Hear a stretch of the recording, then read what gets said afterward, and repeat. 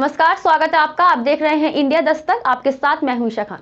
चलिए शुरुआत करेंगे बुलेटिन की बड़ी खबर के साथ। बीजेपी 2024 में होने वाले लोकसभा चुनाव के लिए पिछड़ों को आगे कर अपनी चुनावी रणनीति तय करेगी। सूत्रों का ये कहना है कि भाजपा की प्रदेश कार्य समिति की बैठक में पिछड़ों को लेकर खास रणनीति पर मंथन होगा। साथ ही बैठक में पिछड़ा वर्ग आरक्षण को लेकर भी भाजपा अपनी स्थिति साफ करेगी। 22 को होने वाली प्रदेश कार्य समिति की बैठक से पहले राजनीतिक और आर्थिक प्रस्तावों पर मंथन करने के लिए शनिवार की शाम 6 बजे प्रदेश कार्य समिति की बैठक इंदिरा गांधी प्रतिष्ठान में बुलाई गई है। बैठक में तय किया जाएगा कि 2024 के लोकसभा चुनावों की जीत के लिए भाजपा कौन से तरीके अपनाएगी। बैठक में भाजपा प्रदेश अध्यक्ष भूपेंद्र चौधरी के साथ प्रदेश संगठन महामंत्री धर्मपाल भी मौजूद रहेंगे।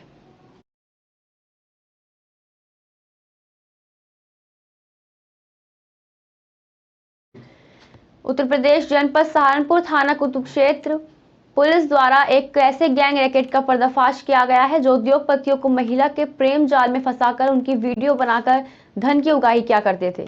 पूरा मामला जनपद सहारनपुर के सामने का है, जहां पर एक महिला द्वारा डॉक्टर के साथ हनी ट्रैप किया जा रहा था।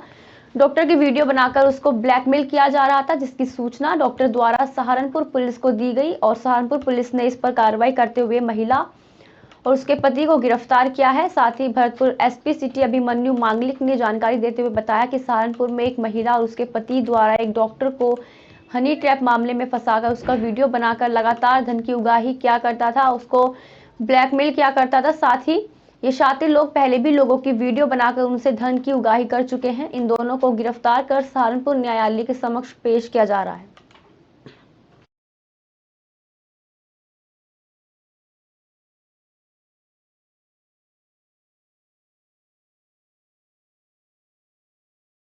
तो किस वीडियो खुलासा किया गया ट्रैप का जो मामला है, तो क्या कुछ मामला है? जी हाँ, कुतुबशेर थाने में एक कंप्लेनेंट आए थे। वो डॉक्टर हैं पीजीआई में। उनके द्वारा कंप्लेंट ये की गई थी कि आज से 1-1.5 महीने पहले एक महिला उनसे मिलती हैं, हॉस्पिटल में ही उनसे दोस्ती बनाती हैं और उन्हें एक पर्टिकुलर जगह बुलाया जाता है। वहाँ पर उनको प्रलोभन शारीरिक संबंध बनाने का दिया जाता है। यह सब पूरा हो ही रहा था, तभी वहाँ पे 2-3 लोग आते हैं, उस कमरे में घुसते हैं और इस डॉक्टर को डराते धमकाते हैं और उनको अपने साथ गाड़ी में बैठाकर एटीएम तक लेके जाया जाता है और उनसे पैसे भी निकलवा लिए जाते हैं। इस पूरी घटना का अनावरण किया गया है। उसमें ये जो महिला निकल के आई हैं, ये पहले भी इस तरह के कार्य कर चुकी हैं। 2-3 बार कुतुबशेर थाने में ही इनकी कंप्लेंट आई है 376 की, जिसमें इन्होंने किसी दूसरे पक्ष पे रेप का इल्ज़ाम लगाया है। ट्विन सिटी में फैक्ट्रियों की चिमनियां जहरीला और काला धुआं उगल रही हैं। पिछले साल प्रदूषण के मामले में यमुनानगर का विश्व में 26वां स्थान आया था। इसके बावजूद संबंधित विभाग के अधिकारियों ने सुध नहीं ली। आलम यह है कि सुबह के समय शहर के ऊपर धुएं की काली परत देखी जा सकती है, जो दिन चढ़ते के साथ ही लोगों के घरों, छतों और अन्य जगहों पर बिछ जाती है।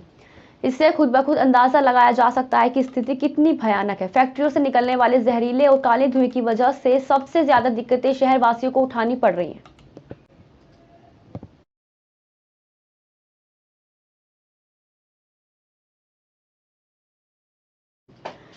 पिछले कुछ दिनों में शीतलहर से जूझ रहे उत्तर भारत को कड़ाके की ठंड से राहत मिल गई है। राजधानी दिल्ली समेत उत्तर भारत के कई इलाकों में ठंड से फिलहाल थोड़ी राहत मिली है। मौसम विभाग के अनुसार बताएं, उत्तर भारत में अगले कुछ दिनों तक शीतलहर से राहत मिलने वाली है। दिल्ली एनसीआर में शुक्रवार को ठंड से राहत मिली है। हालांकि शनिवार सुबह से ही दिल्ली एनसीआर में बादल छाए हुए हैं। मौसम विभाग के अनुसार दिल्ली एनसीआर के अंतर्गत अलग अलग इलाकों में दिन भर बादल छाए रहेंगे। इस दौरान हल्की बारिश पड़ने की भी उम्मीद है। वहीं मौसम विभाग ने रविवार को भी बारिश की संभावना जताई है। वहीं उत्तर प्रदेश में भी ठंड से राहत है। प्रदेश के कुछ जिलों में आज सुबह से ही कोहरा दिखाई दे रहा है।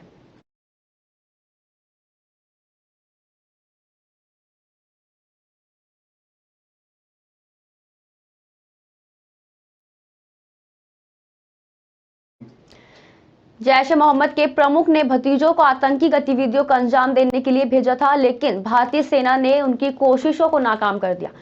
बता दें कि पहले भतीजे को 15 दिनों में, दूसरे को 10 दिनों में, तीसरे को 3 दिन में ही मार गिराया। कश्मीर घाटी में आतंकी गतिविधियों को बेअसर करने के लिए सुरक्षा बलों का अभियान जारी है। इसी के तहत पाकिस्तान स्थित आतंकवादी संगठन जैश-ए-मोहम्मद के प्रमुख मसूद अजहर ने 3 भतीजों को सुरक्षा बलों ने मार गिराया। तीनों ने भारत में घुसपैठ की थी। वे तीनों कश्मीर की घाटी को आतंकवाद की गतिविधियों से दहलाना चाहते थे।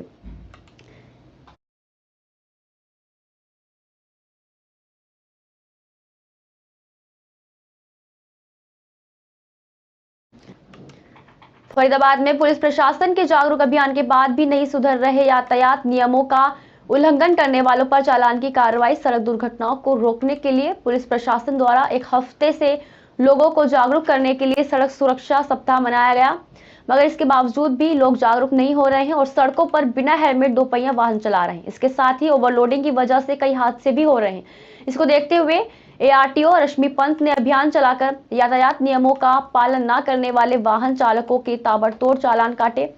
NRTO रश्मि पंत का यह कहना है कि पिछले सप्ताह जन जागरूकता अभियान चलाया गया था, जिसमें लोगों को जागरूक करने के लिए कई कार्यक्रम आयोजित किए। जिले में लगातार एक्सीडेंट की घटनाएं हो रही हैं, इसको देखते हुए हमारा ये अभियान लगातार जारी है।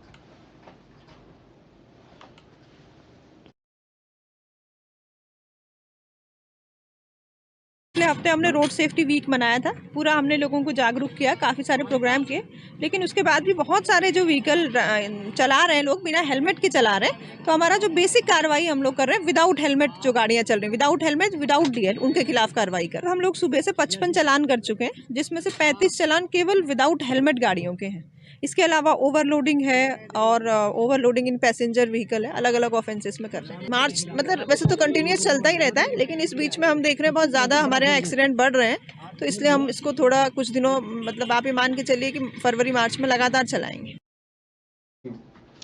खबर हरिद्वार के भगवानपुर से है, जहां पुलिस कार्यालय रोशनाबाद में भगवानपुर क्षेत्र में हुई सनसनीखेज घटना का पुलिस कार्यालय में SSP हरिद्वार अजीत सिंह ने खुलासा करते हुए जानकारी दी कि भगवानपुर क्षेत्र के अंतर्गत ग्राम में युवक की गोली मारकर हत्या संबंधी सनसनीखेज प्रकरण का खुलासा प्रेमिका और महिला मित्रों से मिली जानकारी के कारण हो सका, जिसमें प्रेमिका से शादी न हो पाने के चलते युवक ने आत्मघाती कदम उठाया। SSP हरिद्वार अजय सिंह ने जानकारी देते हुए बताया कि पुलिस ऑफिसर्स और फोरेंसिक टीम के साथ घटनास्थल का दौरा करने, मृतक के शव से बरामद मोबाइल को कब्जे में लेकर कॉल डिटेल चेक की गई, तो जानकारी मिली कि मृतक की 3 युवतियों के साथ दोस्ती थी।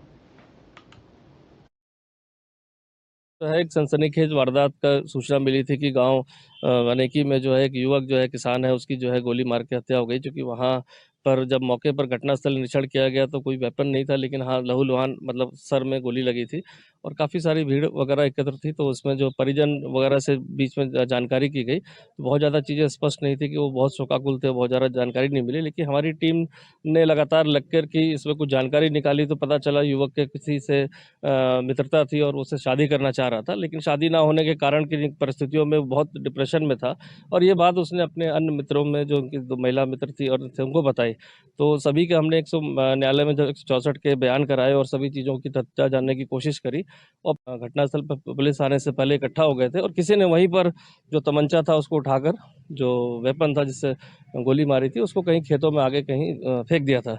चूँकि समस्त चीज़ें जब खुल के आई सामने और पता चला कि हत्या का मामला आत्महत्या का था, तो इसमें FIR लगाई जा रही है। साथ ही साथ जो है इनके परिजन भी यहाँ पर आए थे, जिन्होंने पूरी घटना को एक्सेप्ट भी किया कि हाँ ऐसा हुआ था और इसके अलावा जिन परिस्थितियों में हुआ था उसके बारे में भी उनको अवगत करा दिया गया, वो संतुष्ट है। तो एक सनसनी और इसका जो है सफल जो है सही तरीके से विवेचना हुई, जिससे इतनी जल्दी मामला जो है क्लियर हो पाया।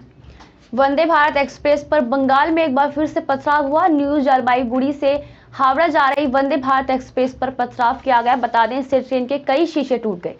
ट्रेन के अंदर बैठे कई लोग भी बाल बाल बचे। हैरानी वाली बात यह है कि वंदे भारत एक्सप्रेस को शुरू हुए महज 21 दिन हुए हैं और RPF सूत्रों के मुताबिक हावड़ा जाने वाली वंदे भारत एक्सप्रेस पर पेल्टा और दलखोला स्टेशनों के बीच कथित तौर पर पथराव किया गया।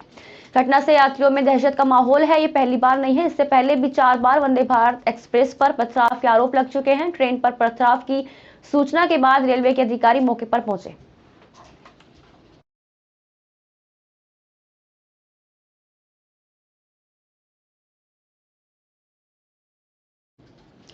लक्सर के चंदन पैलेस में स्वास्थ्य विभाग ने ब्लॉक की सैकड़ों आशाओं को हैंडबुक प्रशिक्षण दिया, जिसमें हरिद्वार स्वास्थ्य विभाग और लक्सर से कोऑर्डिनेटर सोहनलाल ने प्रशिक्षण में आई आशाओं को हैंडबुक के बारे में जानकारी दी। सोहनलाल ने बताया कि स्वास्थ्य विभाग की आशा कार्यकर्तियों को अब घर जाकर होम बेस्ड यंग चाइल्ड के केयर कार्यक्रम के तहत गर्भ से लेकर 1.5 महीने तक के बच्चों की देखभाल करनी है और बच्चे के माता पिता को जानकारी भी देनी है कि कैसे अपने बच्चों की परवरिश करनी है और बच्चों को कैसे किसी भी बीमारी के चलते उसको सरकारी अस्पताल तक लाना है।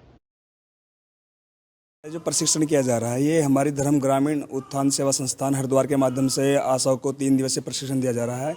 इस जो प्रशिक्षण है ये HBYC से संबंधित है, जैसे कि घर पर छोटे बच्चों की देखभाल, जो हमारे 3 महीने से लेकर के 15 महीने तक के जो बच्चे हैं, हमारी जो आशा वर्कर है वो घर घर जाकर उनको सर्वे करेगी। सर्वे करने के बाद अगर किसी बच्चे में कोई ऐसी विकृति पाई जाती है, जन्मजात विकृति या कोई ऐसी बीमारी पाई जाती है, तो उसकी पहचान करके उसे हायर सेंटर तक भेजेगी, जिससे कि जो हमारी बाल मृत्यु है वो हमारी मृत्यु ना हो, और जो हमारा जो जच्चा बच्चा है उसके बारे में भी जो है उसका फॉलोअप करेगी। और जो हमारे परिवारजन की सेवाएं आज प्रशिक्षण शुरू हुआ है, ये HBYC है, ठीक है, घर पर बच्चों की देखभाल। जैसे आशा पहले भी काम करती आ रही थी, वो करती आ रही थी जन्म से लेकर 42 दिन तक। तो दौरे थे कुछ बच्चों में जो जन्मजात बीमारियां होती हैं उनकी देखरेख के लिए थी, और बच्चे हमारे स्वस्थ रहे हर क्षेत्र के, उसके लिए था। लेकिन जब बाद में प्रोग्राम चला और देखा गया, आशाओं की तरफ से सूचनाएं मिली हैं, क्योंकि हमारी आशाएं बहुत काम करते हैं, एक्टिव हैं, तो बताते हैं कि कई बार ऐसा होता है दीदी कि हम 42 दिन तक तो बच्चों की देखरेख कर रहे हैं, लेकिन उससे बड़े जो बच्चे हो रहे हैं उनमें भी कुछ प्रॉब्लम आ रही हैं, उनके लिए कुछ प्रोग्राम चला जाए। हर बार जो उनकी ट्रेनिंग होती हैं तो ये लोग बताते हैं कि आगे भी हमें ट्रेनिंग की ज़रूरत है, कुछ इस तरह की और ट्रेनिंग हो। इन्हीं के आधार पर इनसे सूचनाएँ लेकर सरकार ने सोचा क्यों ना अब हम 3 महीने से लेकर 1.5 साल तक के बच्चों के लिए भी कोई प्रोग्राम चला। मुख्यमंत्री उड़नदस्ता की टीम ने कार्रवाई करते हुए फरीदाबाद के NIT इलाके में फर्जी क्लिनिक चला रहे एक डॉक्टर को गिरफ्तार कर उसके खिलाफ कार्रवाई की है। बताया जाता है कि इस डॉक्टर के पास छापे के दौरान मुख्यमंत्री उड़नदस्ते की टीम को कोई भी डिग्री नहीं मिली थी। दिखाई दे रहा नजारा फरीदाबाद के NIT इलाके में डॉक्टर RK जैन क्लिनिक का है, जो बिना किसी डिग्री के यहाँ पर नर्सिंग होम चला रहा था। पिछले दिनों ही मुख्यमंत्री उड़नदस्ता की टीम को यहाँ पर इस डॉक्टर के खिलाफ बिना डिग्री क्लिनिक चलाने की शिकायत मिली थी। पुलिस ने छापेमारी की और जांच की तो पाया कि वास्तव में जो इस डॉक्टर के खिलाफ शिकायत की गई थी वे सही थी। थाने में मुकदमा दर्ज करने के बाद आदेश जारी किए गए और इसे गिरफ्तार कर लिया गया है।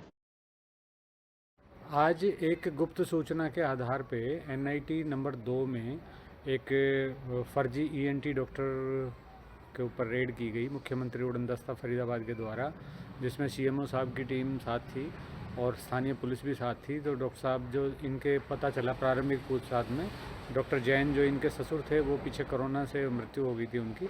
उसके बाद ये अनऑथराइज रूप से यहाँ बैठे रहे, बहुत देर ये टीम को बहकाते रहे कि जी मेरे पास डॉक्यूमेंट्स हैं और अभी आ जाएंगे, परंतु बाद में कुछ पेश नहीं कर पाए तो ये बोले कि मेरे गुम हो गए।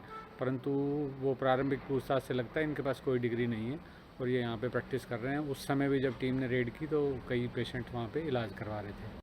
आज के लिए बस इतना ही। देखते रहिए इंडिया दस्तक।